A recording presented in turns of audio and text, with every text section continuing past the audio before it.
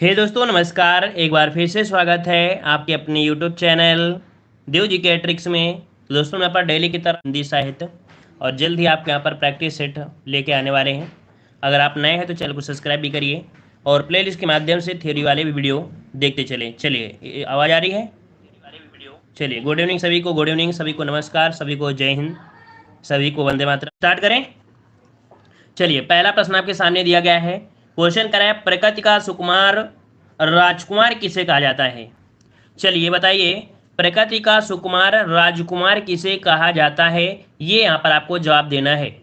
चलिए जवाब दीजिए, जल्दी जल्दी सभी लोग जवाब दीजिए इस प्रश्न का। चलिए यहाँ पर जवाब आने शुरू हो गए हैं और आपका जवाब आ रहा है ऑप्शन पंत जी। चलिए बी नंबर आ रहा है सभी का, पंत जी आ रहा है। चलिए अच्छी बात है, बिल्कुल सही है, कोई दिक्कत नहीं है, बिल्कुल सही है। ऑप्शन आपका बनेगा यहाँ पर सभी का जवाब बी है, बिल्कुल सही जवाब है। ऑप्शन बी इज राइट हो जाएगा, है ना। सुमित्रा नंदन पंत को कहा जाता है। ठीक है, आगे बढ़ते हैं। प्रश्न आपसे अगला पूछा गया है, कह रहा है किस छायावादी को प्रकृति का सुकुमार कवि कहा है? चलिए, किस छायावादी कवि को प्रकृति का सुकुमार कवि कहा गया है? तो बात तो वही हो गया, चाहे आप सुकुमार राजकुमार कहिए चाहे प्रकृति का सुकुमार कवि कहिए, बात तो वही हो गई ना। तो आपका जवाब क्या बनेगा? ए नंबर आपका राइट हो जाएगा। यहाँ पर सुमित्रा नंदन पंत को कहा जाता है। ठीक है, आगे बढ़ते हैं। प्रश्न आपसे अगला पूछा गया है, कह रहा है उत्तराखंड के किस कवि को छायावाद और प्रगतिवाद के संधि स्थल का कवि कहा जाता है? चलिए बताइए, यहाँ पर आपसे पूछा गया है, कह रहा आपसे उत्तराखंड के किस कवि को छायावाद और प्रगतिवाद के संधि स्थल का कवि कहा जाता है? 54 नंबर आपको जवाब देना है, 54 नंबर में। और हमने कल आपको बताया था कि सुमित्रा नंदन पंत का जो आपका जन्म हुआ था वो कहाँ पर? उत्तराखंड के कहाँ पर? तो आपके अल्मोड़ा जिले के कौसानी नामक ग्राम में हुआ था, जो कि कब हुआ था? सन 1900 ईस्वी में हुआ था, है ना। और मृत्यु हुई थी 1970 में, इलाहाबाद में हुई थी। तो इस प्रकार से आपका राइट आंसर कौन सा हो जाएगा? डी नंबर आपका हो जाएगा, सुमित्रा नंदन पंत आपका हो जाएगा, है ना।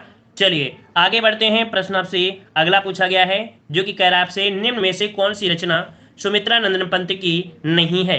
सुमित्रा नंदन पंत की नहीं है, यहां पर आप जवाब दीजिए। कह रहा है युगवाणी, सांध्य गीत, गुंजन और आपका पल्लव। चलिए यहां पर देना है और ऑप्शन आपके आ रहे हैं, मतलब आप लोगों की तैयारी काफी अच्छी है। यहाँ पर बी नंबर आप सभी लोग दे रहे हैं, कह रहे हैं ऑप्शन आपका बी बनेगा। तो बिल्कुल सही है, सांध्य गीत आपके सुमित्रा नंदन पंत की नहीं है। ठीक है, तो ऑप्शन बन जाए कौन सा? यहाँ पर बनेगा आपका बी नंबर। आगे बढ़ते हैं। प्रश्न आपसे अगला पूछा गया है, कह रहा आपसे पंत की रचनाओं का प्रकाशन की दृष्टि से सही क्रम आपको बताना है। पंत की जो आपकी रचनाएं हैं उनका प्रकाशन आपसे पूछा गया है। ये प्रश्न आपको कठिन हो सकता है क्योंकि यहाँ पर क्रम पूछा गया है। तो देखिए यहाँ पर याद रखिएगा, सबसे पहले गुंजन, है ना। कौन आई थी सबसे पहले? गुंजन थी। गुंजन जो कि आपके कब? 1932 में। फिर इसके बाद युगांत, युगांत आपकी 1936 में। ग्राम्या 1940 में। लोकायतन 1964 में। ये क्रम इनका रहा है। तो आपका जवाब कौन सा बनेगा? ए नंबर आपका हो जाएगा। ठीक है ना, 32, 36, 40, 64 ये क्रम इनका है। अगला प्रश्न आपसे पूछा गया है, जो कि कह रहा है निम्नलिखित पुस्तकों में से किसकी भूमिका को छायावाद का घोषणा पत्र कहा जाता है? चलिए यहाँ पर बताइए, निम्नलिखित पुस्तकों में से किसकी भूमिका को छायावाद का घोषणा पत्र कहा जाता है? छायावाद का घोषणा पत्र कहा जाता है। आपका जवाब क्या बनेगा? तो आपका जवाब हो जाएगा ऑप्शन राइट। चलिए यहाँ पर जवाब आ रहा है अनामिका, पल्लव, परिमल और आपका कामायनी। सभी के जवाब अलग अलग हैं, लेकिन इसका राइट आंसर आपका बी बनेगा, पल्लव। याद रखिए, ये छायावाद का घोषणा पत्र कहा जाता है किसे? पल्लव को कहा जाता है। याद रखिए, पल्लव को कहा जाता है। और ये भूमिका जो कहा है वो डॉक्टर नागेंद्र ने, किसने कहा है? तो डॉक्टर नागेंद्र ने कहा है कि पल्लव की भूमिका हिंदी के छायावाद के आविर्भाव का ऐतिहासिक घोषणा पत्र है। साथ ही उन्होंने माना है कि पल्लव भूमिका में पंत में जो भाषा है, अलंकार, छंद आदि भावों का प्रयोग किया गया है। ठीक है, तो यहाँ पर आपका जवाब कौन बनेगा? बी नंबर आपका हो जाएगा। अगला आपसे पूछा गया है, यहाँ पर आपसे दिया गया है कौन सा? बुरांश कविता के रचयिता बताइए। बुरांश कविता के रचयिता आपसे पूछा गया है, कौन सा जवाब बन जाएगा? लाइक शेयर भी करिए भाई, जितने लोग जुड़े हैं उतने लोग कम से कम लाइक शेयर भी कर दिया करिए। चलिए बताइए, यहाँ पर बुरांश कविता के जो रचयिता हैं वो आपके कौन हैं? श्यामाचरण पंत हैं, सुमित्रा नंदन पंत हैं, डॉक्टर लीलामणि उत्प्रेती हैं या शिरोमणि पाठक हैं? चलिए यहाँ पर जवाब देना है और जवाब भी यहाँ पर आ चुका है। कुछ लोग कह रहे हैं इस प्रश्न का जवाब हमें नहीं आता है, तो कोई बात नहीं है। यहाँ पर 59 का ऑप्शन बनेगा यहाँ पर बी, सुमित्रा नंदन पंत। किसका है? सुमित्रा नंदन पंत ने केवल कह सकते हैं कि कुमायूनी में केवल एक कविता लिखी है, वो आपकी कौन सी है? तो आपकी कह सकते हैं बुरांश कविता है। ठीक है, ऑप्शन बने कौन सा यहाँ पर? बी नंबर आपका हो जाएगा। ठीक है। अगला प्रश्न आपसे पूछा गया है, कह रहा आपसे यहाँ पर हिंदी साहित्य में महाप्राण किस कवि के लिए प्रयुक्त होता है? चलिए बताइए, हिंदी साहित्य में महाप्राण किस कवि के लिए प्रयुक्त होता है? यहाँ पर जवाब देना है 60 नंबर में। चलिए 60 नंबर में जवाब देना है, और जवाब भी यहाँ पर कुछ लोगों के आ रहे हैं, कह रहे हैं ऑप्शन बी होगा निराला। चलिए अच्छी बात है कि कुछ लोगों ने जवाब सही दिया है, और बिल्कुल सही जवाब है, 100% जवाब सही है। यहाँ पर निराला आपका जवाब बिल्कुल सही हो जाएगा कि हिंदी साहित्य में महाप्राण सूर्यकांत त्रिपाठी निराला के लिए प्रयुक्त होता है। ठीक है ना। और याद रखिए कि निराला जी ने स्वच्छंदवादी विचारधारा के साथ साथ बड़ी प्रसिद्धि भी आपकी कह सकते हैं रचनाएं किए हैं। ठीक है, इसका ऑप्शन कौन सा बनेगा? यहाँ पर बी आपका राइट हो जाएगा। आगे बढ़ते हैं, प्रश्न आपसे अगला पूछा गया है, कह रहा है कुकुरमुत्ता, नए पत्ते तथा तुलसीदास किनकी कृतियां हैं? चलिए यहाँ पर बताइए कुकुरमुत्ता, इस पहचान से तो आप लोग समझ ही सकते हैं। चलिए यहाँ पर देना है, देखो यहाँ पर कह सकते हैं कि लॉकडाउन मतलब कह सकते हैं कि पेपर रद्द हो गए हैं, तो इससे असर पूरी तरह से दिख रहा है कि कुछ बच्चे एक्टिव रहेंगे, और ऐसे ही बच्चे जो एक्टिव रहेंगे और ऐसे ही बच्चे यहाँ पर कुछ ना कुछ कर पाएंगे, है ना। क्योंकि कुछ लोग तो शांत हो गए हैं, वो लोग पेपर के डेट आने पर ही बिल्कुल एक्टिव होते हैं, और बस 4-5 दिन में सोचते हैं घोर के पी लेंगे, पूरा अमृत समझ लेते हैं, है ना। और अमृत तो नहीं होगा। इस समय सरकार की भी स्थिति दिक्कतें हैं भाई, जब एक दिन में 2-2 लाख यहाँ पर जब मरीज आएंगे तो दिक्कत तो है, सरकार के पास भी जवाबदेही होना चाहिए ना। तो सरकार भी जवाब देगी कि नहीं देगी? नई विपक्षी की पार्टी भी कहेगी इतना कोरोना कैसे फैल गया, वैक्सीन भी चल रही है, तो उसको तो अपना ऑप्शन ढूंढना पड़ेगा। पेपर रद्द कराएगी, स्कूल के डेट बढ़ाएगी, सब कुछ करेगी भाई, उसकी सरकार वो तो करेगी ना, उसको जवाब देना पड़ेगा। लेकिन आप लोगों के पास समय है, तो भाई आप लोग मौका आप गंवा रहे हो। चलिए बताइए, 61 नंबर में ऑप्शन आ रहा है यहाँ पर डी नंबर। तो कुकुर मुत्ता तो आपका जवाब आ गया है यहाँ पर डी नंबर निराला। ठीक है, डी नंबर आपका हो जाएगा निराला, आपका जवाब बन जाएगा। 61 का ऑप्शन आपका डी हो जाएगा। अगला प्रश्न आपसे पूछा गया है, यहाँ पर दिया गया है पंचवटी प्रसंग काव्य के रचयिता कौन से हैं? चलिए यहाँ पर देना है पंचवटी प्रसंग काव्य के रचयिता कौन है? चलिए यहाँ पर जवाब देना है, और जवाब भी यहाँ पर आ रहे हैं 62 नंबर का ऑप्शन बी बनेगा। पंचवटी प्रसंग काव्य के रचयिता है आपके निराला। कौन है? ऑप्शन बी हो जाएगा, निराला आपका हो जाएगा। ठीक है, अगला प्रश्न आपसे पूछा गया है, कह रहा है परिमल किस कवि की रचना है? चलिए बताइए भाई, परिमल किस कवि की रचना है? यहाँ पर जवाब देना है 64 का ऑप्शन राइट, आपका सही जवाब कौन सा हो जाएगा? चलिए 64 का ऑप्शन आ रहा है निराला, आपको जवाब बिल्कुल सही हो जाएगा। परिमल किसकी है? सूर्यकांत त्रिपाठी निराला की है। ऑप्शन राइट आपका बनेगा यहाँ पर आपका डी नंबर। अगला प्रश्न आपसे पूछा गया है, गीतिका के रचनाकार का नाम आपसे पूछा गया है। गीतिका के रचनाकार का नाम सही क्या हो जाएगा? चलिए यहाँ पर आपको देना है सही जवाब, इनमें से कौन सा हो जाएगा? जवाब यहाँ पर आ चुका है, ऑप्शन आ रहा है गीतिका के रचनाकार आपके निराला है। आपका जवाब बिल्कुल सही है, निराला हो जाएगा। निराला आपका जवाब बिल्कुल सही बन जाएगा। ठीक है, आगे बढ़ते हैं, प्रश्न आपसे अगला पूछा गया है, निम्न में से कौन सी रचना निराला की नहीं है? कौन सी रचना निराला की नहीं है? यहाँ पर जवाब दीजिएगा। चलिए लाइक शेयर भी करते रहिए भाई, लाइक शेयर करते रहिए। चलिए लाइक शेयर बढ़ाइए आप लोग भाई, इतने लोग जुड़े हैं, लाइक शेयर करिए। चलिए जवाब यहाँ पर भी आ चुका है, मतलब कौन सी रचना निराला की नहीं है?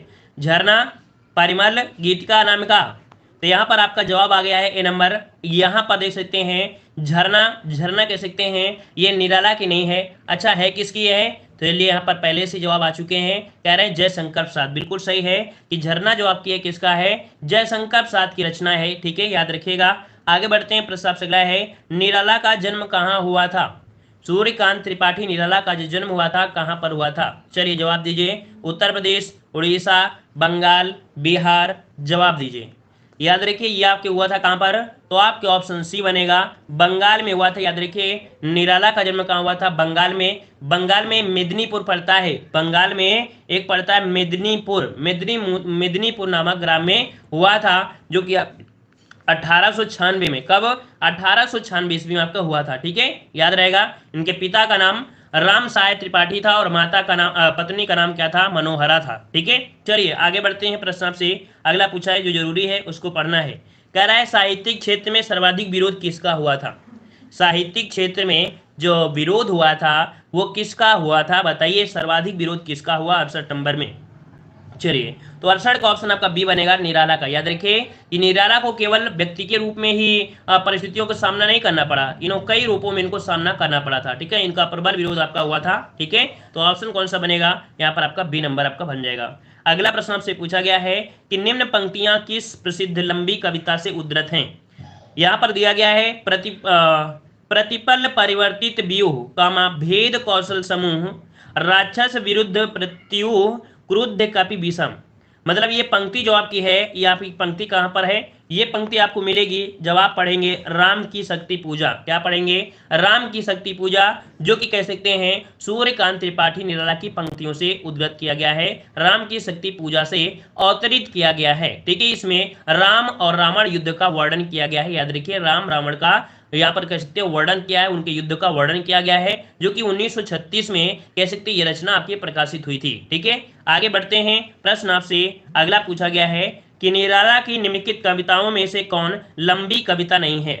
चलिए, निराला की निम्नलिखित कविताओं में से कौन लंबी कविता नहीं है, यहाँ पर जवाब दीजिए। लंबी कविता आपकी नहीं है। चलिए, यहाँ पर जवाब देना है 70 नंबर में, और 70 का ऑप्शन कौन सा बनेगा, यहाँ पर आपका याद रखिए भिक्षुक। ठीक है, क्या है आपका भिक्षुक, यहाँ पर आपका जवाब बनेगा भिक्षुक। ये लंबी कविता आपकी नहीं है। वहीं पर कुकुरमुत्ता, सरोज स्मृति, राम की शक्ति पूजा, ये आपकी लंबी कविताएं आपकी हैं। ठीक है, याद रहेगा। चलिए आगे बढ़ते हैं। प्रश्न आपसे अगला पूछा है, निराला की बादल राग कविता का संबंध किससे है। निराला की बादल राग कविता का जो संबंध है वो आपकी किससे है। चलिए, यहाँ पर देना है ऑप्शन सही क्या बनेगा, निराला की बादल राग कविता का संबंध किससे है। चलिए, यहाँ पर प्रकृति के सौंदर्य से। याद रखिए, बादल राग का जो संबंध है वो प्रकृति के सौंदर्य से है। ऑप्शन बने कौन सा, डी, प्रकृति के सौंदर्य से है। याद रखिएगा, ठीक है ना। याद रखिए, निराला की लंबी रचनाएं में आपकी राम की शक्ति पूजा, सरोज स्मृति, बादल राग, है ना, और आपके तुलसी तथा कुकुरमुत्ता इनके अंतर्गत आपके आते हैं। ठीक है, मतलब जो बादल राग है ये भी लंबी कविता में ही आपकी आती है। ठीक है, चलिए, और अगर बात करें निराला के उपन्यास की, निराला के उपन्यास में कौन आता है, अप्सरा, है ना। अप्सरा आपने सुना होगा, ये इन्हीं का है। ठीक है, काले कारनामे ये उपन्यास है निराला का ही है। महाभारत ये भी किसका है, उपन्यास है आपके निराला का ही आपका है। ठीक है, आगे बढ़ते हैं। प्रश्न आपसे अगला पूछा गया है, बादल राग के रचयिता कौन है। बादल राग के रचयिता कौन है, यहाँ पर जवाब दीजिए। सही जवाब कौन सा बनेगा, 72 नंबर में जवाब दीजिए। चलिए, बादल राग सभी का जवाब आना चाहिए, बिल्कुल इजी है, क्योंकि बार बार आप वही पढ़ रहे हैं कि आपकी कौन है, निराला है। ऑप्शन सी हो जाएगा। बादल राग के जो रचयिता हैं वो आपकी कौन है, तो आपके निराला बन जाएंगे, निराला। ठीक है, आगे बढ़ते हैं। प्रश्न आपसे अगला पूछा गया है, कह रहा है कि धिक जीवन जो पाता ही आया है विरोध। धिक जीवन जो पाता ही आया है विरोध पंक्ति में किसके जीवन सत्य की अभिव्यक्ति मिलती है। ये पॉइंट थोड़े कठिन हो सकता है क्योंकि ये पंक्तियां ली गई हैं, ये आपकी कह सकते हैं सूर्यकांत त्रिपाठी निराला ने हैं। ऑप्शन बनेगा कौन सा, ए नंबर आपका हो जाएगा। मतलब कह सकते हैं कि इसमें राम की शक्ति पूजा से ली गई है। ये जो पंक्तियां हैं, ये पंक्तियां कहां से हैं, राम की शक्ति पूजा से ली गई हैं। और इसमें से कह सकते हैं हताशा, पराजय, अकेलेपन की जो पीड़ा है, निराशा है, इसका बोध यहाँ पर किया गया है। ठीक है ना, तो ऑप्शन कौन सा हो जाएगा, ए नंबर। अगला प्रश्न आपसे पूछा गया है, यहाँ पर आपसे कह रहा है कौन सा, कि निराला की जूही की कली उदाहरण है। निराला की जूही की कली उदाहरण है, ये किसका उदाहरण है। यहाँ पर 75 का जवाब सही कौन सा बन जाएगा। चलिए, 75 का जवाब दीजिए। निराला की जूही की कली का उदाहरण है, ये एक प्रकार का क्या है, मुक्तक छंद है। क्या है आपका, ये मुक्तक छंद है। इसका राइट आंसर आपका बनेगा सी नंबर। ये निराला की जूही की कली उदाहरण किसका है, ये मुक्तक छंद का है। ऑप्शन बनेगा आपका यहाँ पर सी नंबर। अगला प्रश्न आपसे दिया गया है, ये रबड़ छंद या केचुआ छंद किस कवि की कविताओं को लक्ष्य कर कहा गया है। चलिए, यहाँ पर देखो क्वेश्चन दिया है, रबड़ छंद या केचुआ छंद किस कवि की कविताओं को लक्ष्य कर कहा गया है। यहाँ पर 76 का ऑप्शन क्या बनेगा, तो इसका भी ऑप्शन जवाब बनेगा यहाँ पर क्या, तो आपका निराला ही बनेगा। आज के सभी क्वेश्चन यहाँ पर देख सकते हैं, लगभग आपकी किसका है, निराला ही आपका बन रहा है। अगर ना भी आता है जवाब तब भी निराला दे देंगे, तो आज का काम चल जाएगा। लेकिन प्रैक्टिस सेट में तब तो आपको पता करना ही पड़ेगा ना। तो यहाँ पर याद रखिए ऑप्शन कौन सा हो जाएगा, सी नंबर आपका हो जाएगा। अगला प्रश्न आपसे पूछा गया है, यहाँ पर दिया गया है, निराला की अंतिम कविता कौन सी है। आज कॉपी पेस्ट का मौका है ना, कॉपी पेस्ट का मौका है। कॉपी पेस्ट करते रहो बार बार, निराला निराला निराला, है ना। चलिए बताइए भाई, निराला की अंतिम कविता पूछा गया है 77 में, तो यहाँ पर आपका जवाब हो जाएगा ऑप्शन राइट आपका डी, कि पत्रोत्कठित जीवन का विष बुझा हुआ है। निराला की अंतिम कविता का नाम क्या है? ऑप्शन आपका बनेगा डी, पत्रोत्कंठित जीवन का विष बुझा हुआ है। ये निराला की अंतिम कविता है, ठीक है। और इसमें से पूरा पूरा कविता देखा जाए तो पत्रोत्कंठित जीवन का विष बुझा हुआ है, आशा का दीप जलता है, हृदय कुंज में अंधकार ए पथ एक रात से बुझा हुआ है, दिन दर्द निर्दय जैसे नक्षत्र पुंज में। ये कविता है जो कि आपकी 1916 में, कब? तो आपके 1916 में लिखी गई थी ये कविता, ठीक है। चलिए आगे बढ़ते हैं। प्रश्न आपसे अगला पूछा गया है कि प्रिय स्वतंत्र रव अमृत मंत्र नव पंक्ति वाली कविता का संबंध किससे है? ये पंक्ति है और इस पंक्ति का संबंध है किससे? तो आपके सूर्यकांत त्रिपाठी निराला से है। मतलब कह सकते हैं कि प्रिय स्वतंत्र रव अमृत मंत्र नव, ये कविता जो आपकी है, ये पंक्ति है, ये कविता का संबंध है सूर्यकांत त्रिपाठी निराला से है। और उनकी यह कविता मुक्तक छंद के अंतर्गत आपकी है, मुक्तक छंद से है। एक शीर्षक है, शीर्षक याद रखिए, वरदे वीणा वादनी। आपके स्कूलों में एक कह सकते हैं प्रार्थना होती थी, कौन? वरदे वीणा वादनी, वरदे वरदे वीणा वीणा वादनी, है ना। ये कविता आपने शायद आपकी मतलब कह सकते हैं स्कूल में हुआ करती थी, हमारे यहाँ होती थी, वरदे वीणा वादनी, ठीक है। इस शीर्षक से ये लिया गया है, ये आपका है, ऑप्शन आपका डी हो जाएगा, ठीक है। आगे बढ़ते हैं। प्रश्न आपसे अगला पूछा गया है जो कि यहाँ पर आपसे कह रहा है, निम्नलिखित में से निराला की व्यंग परक कविता कौन सी है? निम्नलिखित में से निराला की व्यंग परक कविता कौन सी है? व्यंग परक कविता जो है वो आपकी कौन सी है? तो आपका जवाब बनेगा बी, कुकुरमुत्ता। कौन सी? ऑप्शन बी हो जाएगा, कुकुरमुत्ता है, जो कि आपकी कह सकते हैं 1941 में, कब? 1941 में रचित की गई थी, जिसका मूल स्वर है प्रगतिवादी। क्या है? इसका मूल स्वर है प्रगतिवादी है, जो कि निराला के काव्य संकलन में नए पत्ते से, ठीक है, किसे? तो नए पत्ते से संकलित की गई है, नए पत्ते से संकलित किया गया है। आगे बढ़ते हैं। प्रश्न आपसे अगला पूछा गया है कि छायावाद को स्थूल के प्रति सूक्ष्म का विद्रोह किसने कहा है? इस प्रश्न को कल हमने आपको बताया भी था, कल हमने इस प्रश्न को बताया था कि छायावाद को स्थूल के प्रति सूक्ष्म का विद्रोह किसने कहा है।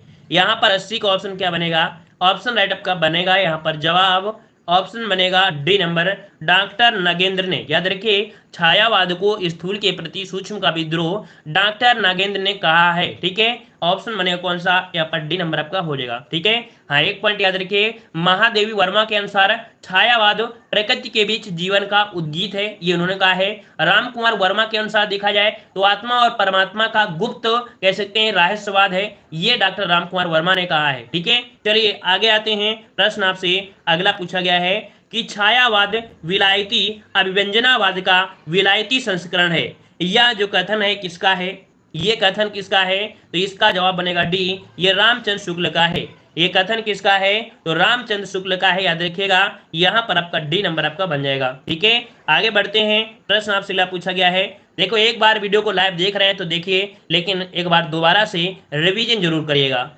दोबारा से रिवीजन करोगे तभी आपको क्वेश्चन रट पाएंगे, याद रखिएगा, है ना। दोबारा से एक बार प्रयास किया करें कि जैसे क्लास खत्म होती है तो इसको फुल स्पीड में करके 90 की स्पीड में करके दोबारा से रिवीजन कर लिया करें, ठीक है। चलिए यहाँ पर बताइए, इनमें से कौन उत्तर छायावादी कवि नहीं है? इनमें से कौन उत्तर छायावादी कवि नहीं है? यहाँ पर 85 का जवाब देना है। 85 का ऑप्शन सही कौन सा बन जाएगा? चलिए 85 का ऑप्शन बनेगा यहाँ पर बी, राम कुमार वर्मा। याद रखिए, इनमें से कौन उत्तर छायावादी कवि नहीं है? तो आपका जवाब बनेगा बी, राम कुमार वर्मा हो जाएगा। चलिए यहाँ पर ये बुक आपकी है। अच्छा भैया, पढ़ाई पर फोकस तो हो नहीं रहा है, किताब पढ़ रहे हैं भाई। किताब कौन सी है? हम आपको क्लास के अंत में किताबें आपको गिनाएंगे, 20 किताबें। 20 किताबें कल लेके आना और टेलीग्राम पे पीडीएफ भेजना कि हम सर हम किताब लेके आए हैं, ठीक है। अभी हम लास्ट में बता देंगे कौन कौन सी किताब से हम पढ़ाते हैं, कितनी क्लासें लेते हैं और कौन कौन सी किताबें करते हैं। फिर टेलीग्राम पे आप भेजना कि कौन कौन किताब लेके आए हैं, है ना। तो ठीक रहेगा, नहीं तो भाई मतलब क्या बनेगा। चलिए बताइए भाई, यहाँ पर आपका जवाब 85 नंबर में क्या बनेगा? बी हो जाएगा, राम कुमार वर्मा आपका जवाब बन जाएगा, ठीक है। आगे बढ़ते हैं। प्रश्न आपसे अगला पूछा गया है कि फैंट समाटा का संबंध हिंदी के किस काव्य आंदोलन से जोड़ा गया है? फैंट समाटा का संबंध हिंदी के किस काव्य आंदोलन से जोड़ा गया है? यहाँ पर 86 का ऑप्शन आपका बी हो जाएगा, छायावाद से बन जाएगा बी नंबर। अगला प्रश्न आपसे पूछा गया है, क्या आपसे यहाँ पर प्रगतिवाद। अब आपके पास आ गया कौन सा? प्रगतिवाद आ गया है। और प्रगतिवाद में कि हिंदी साहित्य में मार्क्सवादी चेतना की अभिव्यक्ति जिस काव्य धारा में देखने को मिलती है उस धारा को कहा जाता है। क्या कहा जाता है? तो आप यहाँ पर पढ़ क्या रहे हैं? प्रगतिवाद पढ़ रहे हैं। तो आज ये पहला प्रश्न आपका तुक्का से ही काम चल गया और आपका जवाब क्या बनेगा? यहाँ पर ए नंबर आपका तुक्का बिल्कुल सफल हो गया, ए नंबर आपका हो जाएगा। क्लियर है? चलिए आगे बढ़ते हैं। प्रश्न आपसे अगला पूछा गया है, क्या आपसे यहाँ पर प्रगतिशील लेखक संघ किस स्तर की संस्था है? हमने प्रैक्टिस सेट में आपको कवर कराया था, एक क्वेश्चन हमने प्रैक्टिस सेट में बताया था कि प्रगतिशील लेखक संघ की जो संस्था है वो किस स्तर की संस्था है। याद रखिए ये जो संस्था है आपकी अंतरराष्ट्रीय है। कैसी है? अंतरराष्ट्रीय संस्था है। इसका राइट आंसर आपका बनेगा कौन सा? बी नंबर, अंतरराष्ट्रीय संस्था है। कैसी है? अंतरराष्ट्रीय संस्था, याद रखिएगा। ठीक है, और कह सकते हैं कि भारतीयों में भी कुछ आपके समाजवादी विचारधारा वाले आपके हैं। ठीक है, चलिए आगे बढ़ते हैं। प्रश्न आपसे अगला पूछा गया है कि प्रगतिशील लेखक संघ के प्रथम अधिवेशन की अध्यक्षता की थी।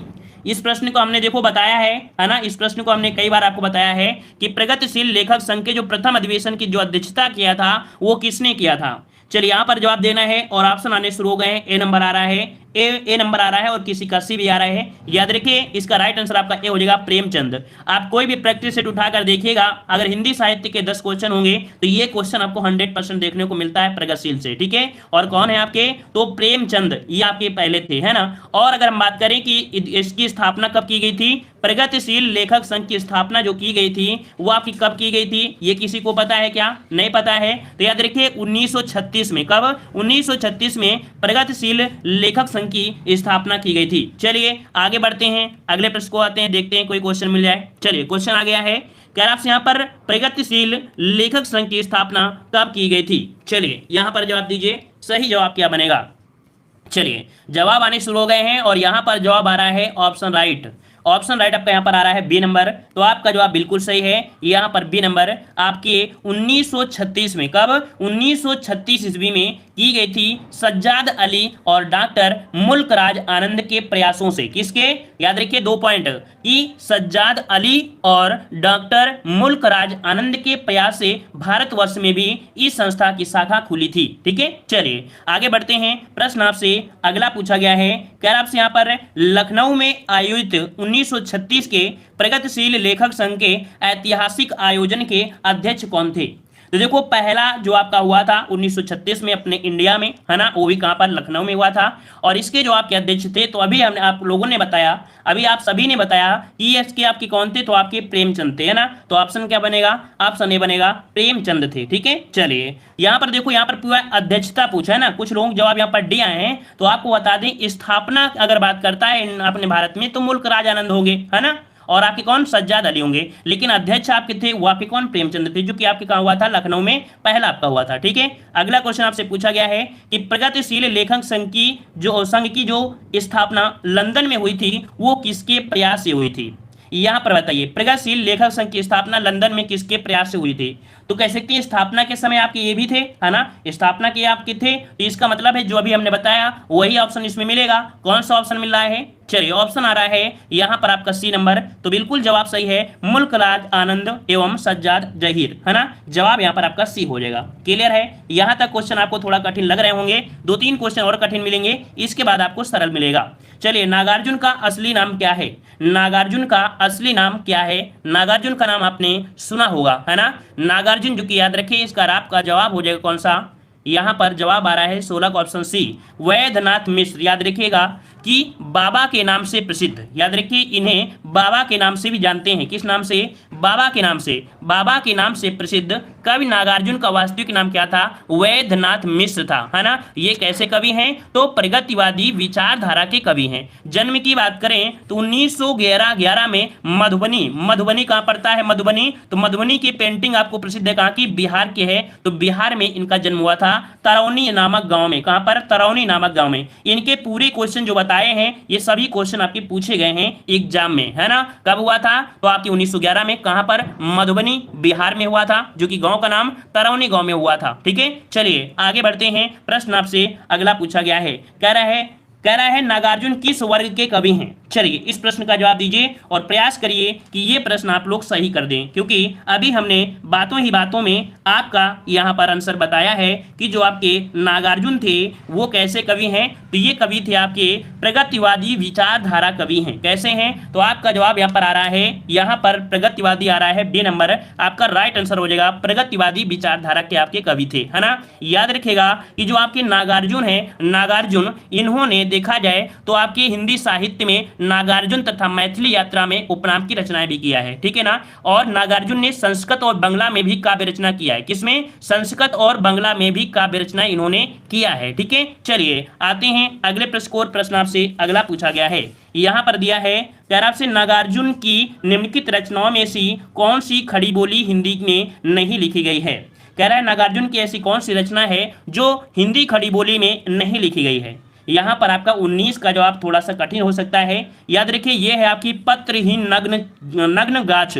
ये बहुत ही आईएमपी है, ये बहुत ही आईएमपी है। क्यों आईएमपी है आपको बता दें, क्योंकि इन्हें साहित्य अकादमी पुरस्कार से प्रदान किया गया है ना। याद रखिए पत्रहीन नग्न गाछ, ये कैसी भाषा में है, मैथिली भाषा में, ठीक है, मैथिली भाषा में है। जो कि देखा जाए इस कविता को इन्हें हिंदी साहित्य अकादमी पुरस्कार भी प्रदान किया गया है। इस कारण से ये कविता आपकी बहुत ही आईएमपी है, याद रहेगा। चलिए आगे आते हैं, प्रश्न आपसे अगला पूछा गया है, फूल नहीं रंग बोलते हैं ये रचनाकार कौन है। चलिए यहां पर जवाब देना है, फूल नहीं रंग बोलते हैं कि रचनाकार कौन है। जितने लोग आते रहें वीडियो को लाइक शेयर जरूर करते रहें, ठीक है, लाइक शेयर करते रहिए। जितने ज्यादा लोग हैं, जितने भी लोग हैं, है ना, सब लोग थोड़ा थोड़ा प्रयास करते रहिए, मोटिवेट बना रहिए। चलिए 25 का ऑप्शन आ चुका है, यहां पर ऑप्शन ए बनेगा। ये है आपकी किसके, केदारनाथ अग्रवाल की है। याद रखिए फूल नहीं रंग बोलते हैं, इसके रचनाकार कौन है, तो आपके केदारनाथ अग्रवाल हैं। और ये कैसे कवि हैं, तो ये भी आपके कैसे हैं, प्रगतिशील काव्यधारा के प्रमुख कवि हैं, है ना। इनका पहला जो काव्य संग्रह था, इनका पहला काव्य संग्रह था युग की गंगा। कौन थी, युग की गंगा, युग की गंगा, ये इनकी सबसे पहला काव्य संग्रह था, जो कि देखा जाए आजादी के पहले मार्च 1957 में प्रकाशित हुआ था। कब, युग की गंगा 1957 में प्रकाशित आपकी की गई थी, ठीक है। अभी इसी से जुड़े हुए क्वेश्चन आपको देखने को मिलेंगे। एक क्वेश्चन से और बनता है, जमुन जल तुम, क्या, जमुन जल तुम, ये भी इन्हीं की रचना है, ठीक है। देखते हैं कोई ऑप्शन आपको मिल जाता है। क्वेश्चन, सर यूपीएसआई क्लास है कि नहीं। भाई यूपीएसआई क्लास आपकी तो डेली हम करा ही रहे हैं। चलिए यहां पर बताइए, जमुन जल तुम काव्य के रचनाकार कौन है। चलिए यहां पर जवाब दीजिए। अभी अभी हमने आपको बताया है कि जो 2-3 पॉइंट हम कभी भी आपको बताते हैं, वो 2-3 पॉइंट आपके एग्जाम में लेटेस्ट पैटर्न के आधार पर 2019, 2020 और 2021 तक में पूछे गए क्वेश्चन आपको पढ़ा रहे हैं, ठीक है। तो यहां पर याद रखिए जुमन जल तुम काव्य के जो रचनाकार हैं वो आपके हैं केदारनाथ अग्रवाल। ऑप्शन आपका डी राइट हो जाएगा, ठीक है, ये राइट हो गया। आगे बढ़ते हैं, प्रश्न आपसे अगला पूछा गया है, यार आपसे यहाँ पर इनमें से कौन सी रचना केदारनाथ अग्रवाल की नहीं है, ये आपसे पूछा गया है। तो देखो यहां पर आपसे दिया है युग की गंगा, ये इन्हीं की है, युग की गंगा इन्हीं की है ना। नींद के बादल ये भी इन्हीं की है, याद रखिएगा, है ना। लेकिन आग का झरना और युग धारा, कौन कौन, युग की कौन सा है, आग का झरना और युग की धारा, ये दोनों ही केदारनाथ अग्रवाल की नहीं है ना। कह सकते हैं इस जो क्वेश्चन है इसमें संशोधन किया गया था और इसे मूल्यांकन से बाहर कर दिया गया था जब आया था। तो याद रखिएगा ये आग का झरना और युग धारा दोनों ही केदारनाथ अग्रवाल की नहीं है, ये पॉइंट आपको याद रखना है, ठीक है। चलिए आगे बढ़ते हैं, प्रश्न आपसे अगला पूछा गया है, कह रहा आपसे यहाँ पर निम्नलिखित में से किस लंबी कविता के रचयिता मुक्तिबोध हैं। देखो हमने कल शायद या परसों वाले क्लास में हमने आपको बताया था लंबी कविता के बारे में हमने आपको बताया था। लंबी कविता के रचयिता मुक्तिबोध आपके हैं, बताइए कौन सी। तो मुक्तिबोध की कौन सी रचना है, अगर आपको ये पता होगा तो आप जवाब दे सकते हैं। यहां पर ऑप्शन आपका बनेगा बी नंबर अंधेरे में, है ना। 30 का ऑप्शन बनेगा कौन सा, बी नंबर अंधेरे में। ये लंबी कविता है किसकी, मुक्तिबोध की है लंबी कविता। वैसे हमने आपको बताया था कि जो आपकी कौन है, आपके मुक्तिबोध हैं, मुक्तिबोध की कई रचनाएं हैं, जैसे कि चांद का मुंह टेढ़ा है, क्या, चांद का मुंह टेढ़ा है, ये भी किसकी है, गजानन माधव मुक्तिबोध की है। भूरी भूरी खाक खोल ढोल, ये भी इन्हीं की है ना। ब्रह्मा राक्षस, है ना, ये इन्हीं की है। चंबल घाटी, ये भी इन्हीं की आपकी है, ठीक है। चलिए देखते हैं अगले प्रश्न को, जो कि क्वेश्चन आपको मिल जाए। हाँ, यहाँ पर देखो 2-4 क्वेश्चन आप पढ़ लीजिएगा, यही क्वेश्चन आपको मिलेंगे। अंधेरे में कविता रचयिता आपकी कौन है? गजानन माधव मुक्तिबोध है। इसके अन्य काव्य संग्रह चांद का मुंह टेढ़ा है, भूरी भूरी खाक धूल, अंतरदर्शन, आत्मसंवाद, ब्रह्मा राक्षस, भूल गलती, चंबल की घाटी में, ये आपकी है ना। राम की शक्ति पूजा, ये निराला की, तथा असाध्य वीणा अज्ञे की लंबी कविता है ना। अगर पूछे राम की शक्ति पूजा किसकी है? निराला की है। असाध्य वीणा ये भी किसकी है? तो आपकी अज्ञे की लंबी कविता है, ये लंबी कविता में आपकी आती है। ठीक है, देखिए यहाँ पर 2-3 पॉइंट आपको मिलेगा कि मुक्तिबोध का पूरा नाम क्या है, तो गजानन माधव मुक्तिबोध है। इनका जन्म कहाँ हुआ था? ग्वालियर में, मध्य प्रदेश के कस्बे में हुआ था। ये क्या थे? आपके अध्यापक रहे हैं, पत्रकार भी रहे हैं, विशिष्ट विचारधारा कवि भी रहे हैं। ठीक है ना। इन्होंने अंधेरे में कविता की लंबी व्याख्या करते हुए आस्मिकता की खोज की बात उठाई है। ठीक है, किसकी? आस्मिकता की खोज की बात उठाई है। ठीक है, तो ये पॉइंट इनसे बने हैं। देखते हैं इनसे जुड़े हुए क्या क्या क्वेश्चन मिल सकते हैं। चलिए, कह रहा आपसे यहाँ पर केवल हिंदी ही पढ़ाते हैं क्या सर? तो भाई हम यहाँ पर केवल हिंदी नहीं पढ़ाते हैं, पढ़ाते तो हम आपको हिंदी के साथ साथ जीके भी पढ़ाते हैं। जीके के अंतर्गत आपको हिस्ट्री, पॉलिटिक्स, ज्योग्राफी, है ना, साथ में आपको साइंस भी पढ़ा देते हैं। ठीक है ना, साइंस भी पढ़ाते हैं। बस यही है ना कि बच्चे पढ़ना नहीं चाहते हैं, तो हम क्या करें? अब बच्चों की डिमांड आई है कि सर जीके जीएस स्टार्ट करिए, हिस्ट्री पॉलिटिक्स स्टार्ट करिए, तो अब आपकी क्लासें हिस्ट्री पॉलिटिक्स ज्योग्राफी बिल्कुल तरीके से आपके यहाँ पर कैसे स्टार्ट करेंगे, इसलिए तो टाइम टेबल आपको कर रहे हैं। ठीक है ना, परेशान मत होइए, अब आपकी क्लासें हम आपको देंगे क्योंकि बच्चों की डिमांड ज्यादा हो रही है। ठीक है, चलिए यहाँ पर टाइम टेबल क्लास के अंत में आपको बता देंगे। ठीक है, चलिए यहाँ पर बताइए चांद का मुंह टेढ़ा है के रचयिता कौन है? चलिए यहाँ पर बताइए चांद का मुंह टेढ़ा है के रचयिता कौन है? 31 का जवाब देना है, जो कि सभी का जवाब बिल्कुल सही आ रहा है। यहाँ पर मुक्तिबोध, अभी हमने आपको बताया कि चांद का मुंह टेढ़ा है, इसके जवाब की कौन है? मुक्तिबोध। ऑप्शन आपका बी राइट हो जाएगा। अगला प्रश्न आपसे पूछा गया है, कह रहा है अंधेरे में कविता किसने लिखी है? चलिए इस प्रश्न का लॉक करिए, जल्दी से लॉक करिए। यहाँ पर अंधेरे में कविता किसने लिखी है? चलिए यहाँ पर जल्दी से करिए। गजानन माधव मुक्तिबोध है, तो आपका जवाब बिल्कुल सही है। गजानन माधव मुक्तिबोध अंधेरे में आपकी कविता के आपके हो जाएंगे। ठीक है, अगला पॉइंट आपसे यहाँ पर पूछा गया है, कह रहा है निम्नलिखित में से दिनकर की काव्य रचना नहीं है। चलिए दिनकर के बारे में हमने आपको बताया था, दिनकर की रचनाओं के बारे में हमने आपको बताया था। तो देखिए दिनकर की रचनाओं में कौन इसमें से शामिल नहीं है 39 में? तो देखिए दिनकर की कौन से आपकी इसमें है? तो आपकी हुंकार भी इन्हीं की है ना। और क्या आपकी है? कुरुक्षेत्र भी इन्हीं की है, उर्वशी भी इन्हीं की है। लेकिन त्रिधारा आपकी दिनकर की रचना नहीं है, तो है किसकी? चलिए कोई है जो इस प्रश्न का जवाब दे सकता है, त्रिधारा जो है वो किसकी रचना है? चलिए कोई है जल्दी से जवाब दे सकता है या हम ही बताएं? चलिए तो याद रखिए त्रिधारा हम ही बता दे रहे हैं। त्रिधारा जो आपकी है वो किसकी है? हम आपको एक हिंट देते हैं, थोड़ा सा हिंट देंगे कि आपकी हिंदी में देखा जाए वीर रस की कविताएं जो लिखा है उन्होंने ही लिखा है। और वीर रस की कविताएं आपकी हिंदी में देखते हैं कौन लेडीज हैं, तो आपकी सुभद्रा कुमारी चौहान। याद रखिए त्रिधारा जो आपकी है किसकी है? सुभद्रा कुमारी चौहान की रचना है, याद रखिएगा। ठीक है, याद रहेगा। चलिए आगे बढ़ते हैं। प्रश्न आपसे अगला पूछा गया है, संस्कृत के 4 अध्याय किसकी रचना है? वेरी आईएमपी क्वेश्चन है। आप देख सकते हैं कि जब प्रैक्टिस सेट आप लगाया करते हैं तब ये क्वेश्चन आपको बिल्कुल दिया होता है, बहुत बार दिया गया है। संस्कृत के 4 अध्याय किसकी रचना है? यहाँ पर 41 नंबर का जवाब देना है। और संस्कृत के 4 अध्याय के लिए इनको पुरस्कार भी दिया गया था। चलिए बेहतरीन जवाब आ चुका है, ऑप्शन डी आ रहा है दिनकर। आपका जवाब बिल्कुल सही है, दिनकर की रचना है संस्कृत के 4 अध्याय। क्लियर है? तो बस आगे बढ़ते हैं। प्रश्न आपसे अगला पूछा गया है, कह रहा है रामधारी सिंह दिनकर की किस कृति को आधुनिक युग की गीता कहा गया है? चलिए यहाँ पर 42 नंबर में बताइए, आधुनिक युग की गीता जो कहा गया है वो दिनकर की किस कृति को कहा गया है? चलिए 42 का जवाब देना है। प्रयास अच्छा है, बेहतरीन प्रयास है, और आपका जवाब बनेगा यहाँ पर सी, कुरुक्षेत्र। याद रखिए रामधारी सिंह दिनकर की किस कृति को? कुरुक्षेत्र को आधुनिक युग की गीता कहा गया है। याद रखिएगा युद्ध की समस्या को लेकर लिखे गए प्रबंध काव्यों में कुरुक्षेत्र का जो स्थान है वो सबसे ऊंचा स्थान है। और ये कैसा है? ये एक काव्य गीत है। कैसा है? काव्यगत आपका गीत है। ठीक है, क्लियर हो गया। चलिए आगे बढ़ते हैं। प्रश्न आपसे अगला पूछा है, कह रहा है रामधारी सिंह दिनकर की काव्य कृति कौन सी है? चलिए इस प्रश्न का जवाब दीजिए। अगर आप पिछले वाले प्रश्न में आपने सही जवाब नहीं दिया है, प्रयास किया लेकिन सही नहीं किया, तो इस वाले प्रश्न को 100% लॉक करिए, क्योंकि आपके पास ऑप्शन पूरी तरीके से दिया गया है। चलिए बेहतरीन है कि आपने पिछले प्रश्न को ध्यान दिया, यही कारण है कि जवाब आपका बिल्कुल सही है, कुरुक्षेत्र आपका हो जाएगा, जो कि आधुनिक युग की गीता कहा गया है ना। ऑप्शन राइट आपका बी हो जाएगा। आगे बढ़ते हैं। कह रहा है प्रयोगवाद। अब हम लोग कहां पर आ चुके हैं? हम लोग आ चुके हैं प्रयोगवाद में आ चुके हैं, है ना। कह रहा है प्रयोग अपने आप में इष्ट नहीं है। वरन वह साधन है या कथन किस वाद से संबंधित है। देखिए कोई भी वाद होता है, हर एक का कह सकते हैं अपना कथन होता है। जैसे कि इसके पहले प्रगतिवाद था, अब यहाँ पर प्रयोगवाद है। प्रयोगवाद में ये जो आपका है, इसमें से जवाब आपका बनेगा कौन सा, यहाँ पर राइट आंसर आपका जवाब बनेगा डी नंबर, प्रयोगवाद हो जाएगा, है ना। कह रहा है प्रयोग अपने आप में इष्ट नहीं है, वरन ये साधन है, ये प्रयोगवाद का कथन है। ठीक है, चलिए आगे आते हैं। प्रश्न आपसे अगला पूछा है, सर जी आपका गेहूं कट गया। अब गेहूं काटेंगे तभी तो जाएंगे, गेहूं काटेंगे तभी तो जाएंगे ना। अब गेहूं काटेंगे, अब क्या किया जाए, काटा जाएगा धीरे धीरे से। छुट्टी आप लोग तो देते नहीं हो, है ना, बुखार उखार में, इसलिए फिर गेहूं कैसे कटेगा। आप सब लोग एक दिन आना, सब लोग कटवा देना, तो हमारा एक दिन में गेहूं, एक दिन में क्या, 1 घंटा में कट जाएगा, इधर से उधर उधर हो जाएगा, कट के का पूरा गेहूं घर पे आ जाएगा, भंडारा करा दिया जाएगा, सही रहेगा।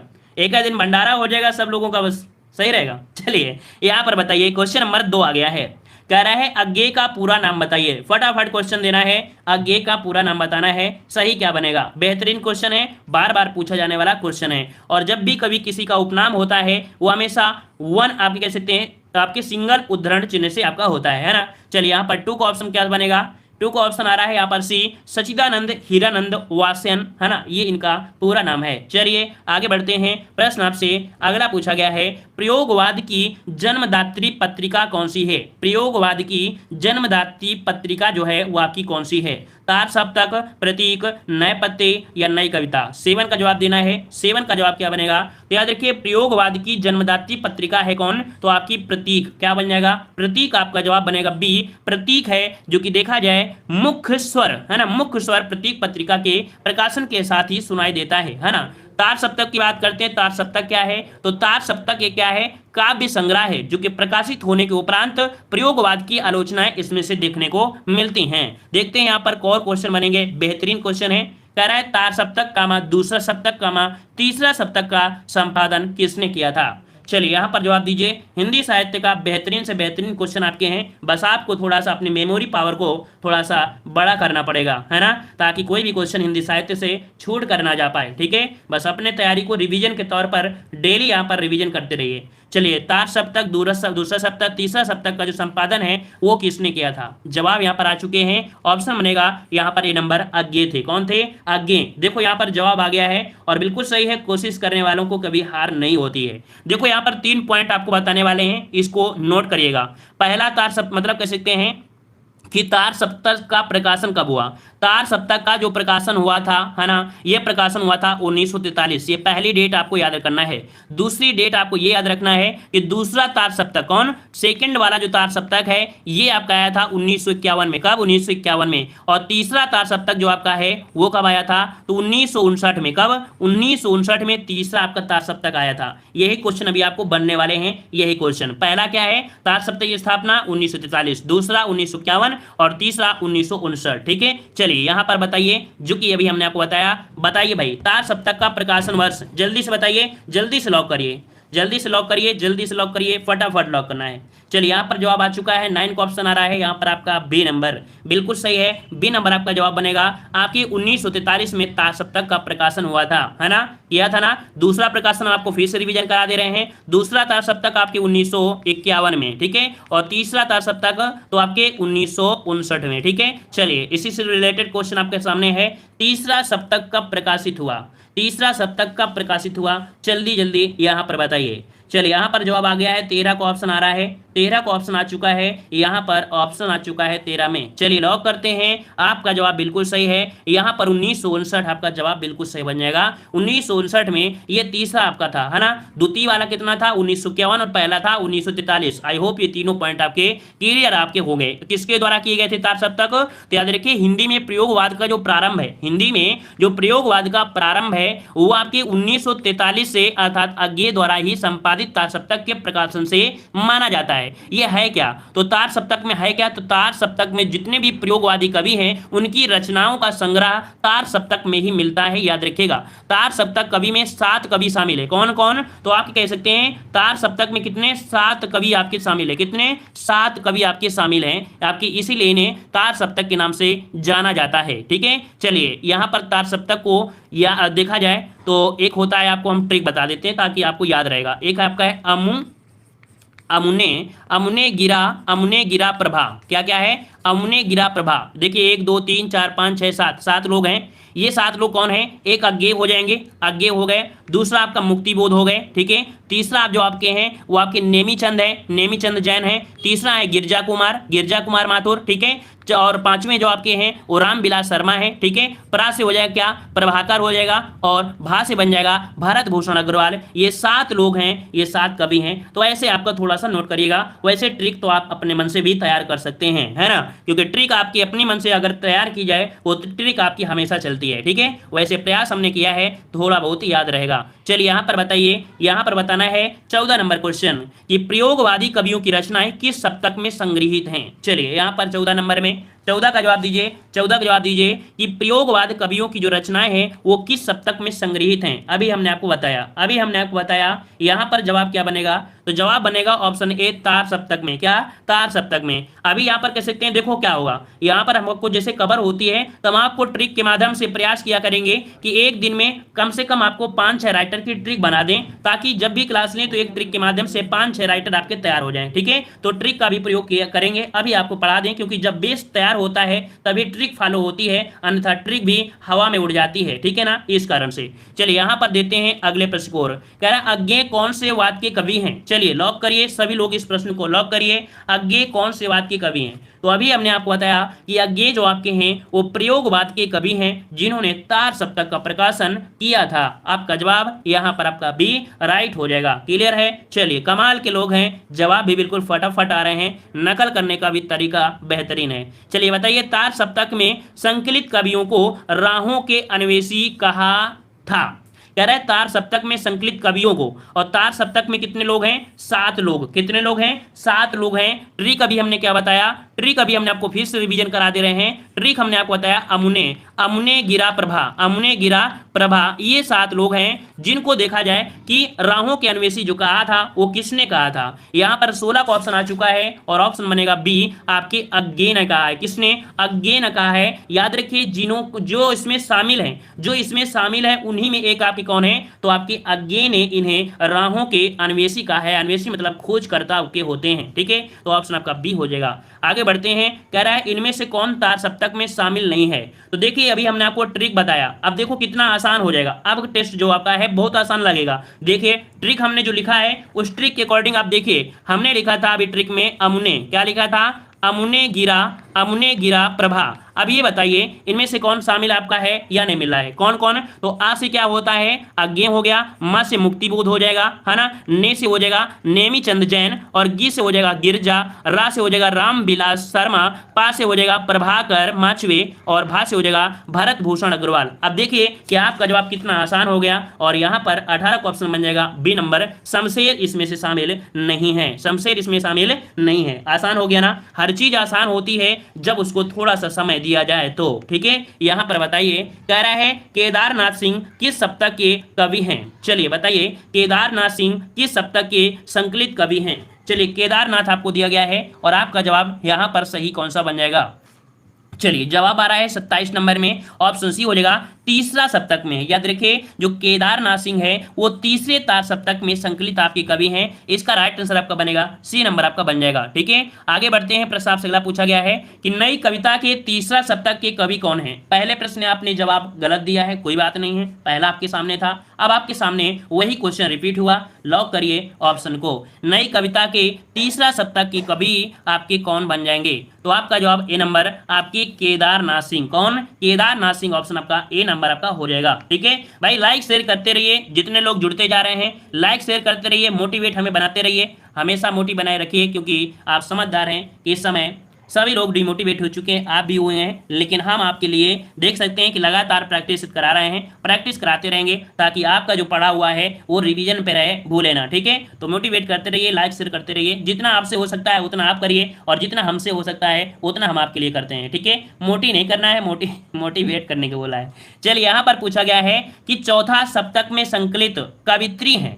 चौथा सप्तक में संकलित जो कवित्री हैं वो आपकी कौन है, यहाँ पर पूछा है जवाब। और आपका जवाब हो जाएगा सुमन राजे। कौन? सुमन राजे। ये चौथा सप्तक में संकलित आपकी कवित्री हैं। अगला प्रश्न आपसे पूछा गया है, क्या आपसे यहाँ पर तार सप्तक में कौन सा कवि शामिल नहीं है? चलिए 30 वाले में ट्रिक लगाइए, जल्दी से ट्रिक लगाइए। तार सप्तक में कौन सा कवि शामिल नहीं है? अगर आपने ट्रिक सही से ध्यान दिया होगा तो 100% यहाँ पर इसे लॉक कर दोगे। और इस प्रश्न के जो जो लॉक करेगा समझेंगे कि आपने ट्रिक को भी ध्यान दिया और आपने पढ़ाई पर ध्यान दिया है। यहाँ पर जवाब आ रहा है डी नंबर, बहुत ही बेहतरीन जवाब है ऑप्शन डी, रघुवीर सहाय। ये आपके ट्रिक के अकॉर्डिंग ये आपके इसमें शामिल नहीं है। ट्रिक हम आपको फिर से यहाँ पर एक बार बोल दे रहे हैं। हमने ट्रिक आपको लिखा था क्या? आपके अमुने, अमुने, गिरा, गिरा और प्रभा। आप देख सकते हैं कि आपके रघुवीर से संबंधित कोई हमने नहीं बताया है। अगला प्रश्न आपसे पूछा गया है, तार सप्तक का संबंध किस काव्य धारा से है? तार सप्तक का संबंध किस धारा से है? यहाँ पर जवाब दीजिए। सही जवाब क्या बन जाएगा? सही जवाब यहाँ पर बन जाएगा तार सप्तक का संबंध है किस धारा से है? 31 का ऑप्शन आ चुका है, प्रयोगवाद से, है ना? प्रयोगवाद है, ऑप्शन बनेगा बी नंबर। आगे बढ़ते हैं, प्रश्न आपसे अगला है, बसंती हवा कविता के रचयिता कौन है? बसंती इनके सामने मत नाच, है ना? मत नाच, यही है। चलिए तो बताइए, बसंती हवा कविता की रचयिता कौन है? यहाँ पर जवाब दीजिए, फटाफट जवाब दीजिए। यहाँ पर याद रखिए ऑप्शन बनेगा डी, केदारनाथ सिंह अग्रवाल। कौन? केदारनाथ सिंह अग्रवाल। आपका जवाब बनेगा डी नंबर, बसंती हवा कविता की रचयिता हैं केदारनाथ सिंह अग्रवाल। ठीक है, आगे बढ़ते हैं, प्रश्न आपसे अगला है, आत्महत्या के विरुद्ध कविता संकलन के कवि कौन है? आत्महत्या के विरुद्ध कविता संकलन के जो कवि हैं वो आपके कौन हैं? चलिए यहाँ पर देना है, आत्महत्या के विरुद्ध कविता संकलन के जो कवि हैं वो आपके कौन है? यहाँ पर आपका राइट आंसर आपका बनेगा कौन सा? सी, रघुवीर सहाय। रघुवीर ही आएंगे आपकी जब आत्महत्या कर रहे होंगे तो आपके बचाने कौन आएंगे? रघुवीर आएंगे। ऑप्शन कौन सा बनेगा? सी नंबर आपका हो जाएगा। ठीक है, याद रहेगा। चलिए आगे आते हैं, प्रश्न आपसे अगला पूछा गया है, कह रहा है कुआनो, कुआनो नदी इनमें से किस कवि की कृति है? ये क्वेश्चन आपको कम से कम 5-6 बार पूछा गया है। ये क्वेश्चन 5-6 बार पूछा गया है, 2016 में, 2010 में, 2019 में पूछा गया है। ठीक है ना? कुआनो नदी इनमें से किस कवि की कृति है? 35 का ऑप्शन राइट हो जाएगा कौन सा? यहाँ पर ए नंबर, सर्वेश्वर दयाल सक्सेना की है। किसकी? सर्वेश्वर दयाल सक्सेना की कवि है, मतलब कह सकते हैं कृति है कुआनो नदी। ठीक है, चलिए आगे बढ़ते हैं, प्रश्न आपसे अगला पूछा है, हाँ हम लोग कहाँ पर आ चुके हैं? हिंदी गद्य साहित्य के इतिहास में हम लोग आ चुके हैं और आज हम लोग ने हिंदी साहित्य का जो इतिहास था वो हमने कंप्लीट किया है। हम लोग आ चुके हैं हिंदी गद्य साहित्य के इतिहास में, जो कि अब आपको डेली इस प्रकार से पढ़ने को मिलेगा, जो कि दिया गया है निबंध। क्या दिया है? निबंध आपको दिया गया है। अब निबंध से जितने भी होंगे कि निबंध ये किसका है, किसका होगा, नाटक किसका है, मतलब अब जो आपका टॉपिक होगा सरल होगा। क्या होगा? अब आपके टॉपिक सरल हुआ करेंगे। तो आप लोग डेली पढ़ा करिए निबंध, क्या निबंध के बारे में जितना आप पढ़ सको कि किसके निबंध करार कौन है। ठीक है ना? यहाँ पर क्वेश्चन दिया है।